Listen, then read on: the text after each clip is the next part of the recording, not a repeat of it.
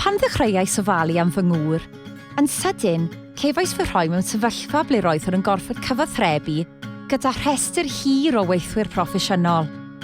Roedd gan bob un ohonynt rhywbeth i'w ddweud gyda'i hargymhellion a'i cyngor, ond roeddwn yn cael trafferth gwybod ble i ddechrau.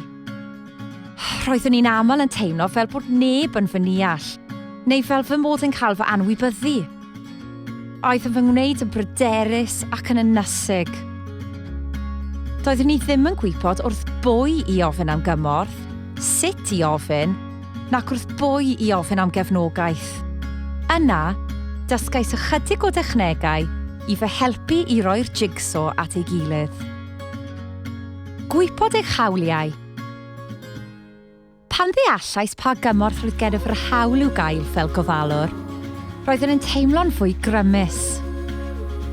Cefais asesiad gofalwyr a edrychodd yn fanwl ar fy anghenion ac fe helpodd hynny mi i gael y cefnogaeth yr oedd ei hangen arnaf. Deall eich emosiynau.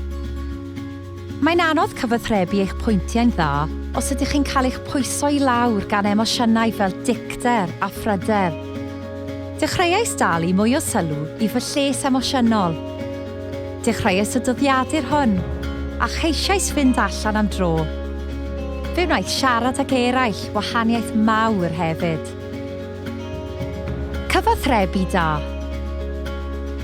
Dysgais fod pethau y gallaf ei gwneud i roi'r cyfle gorau i fi fy hun o gyfleu fy mhwynt.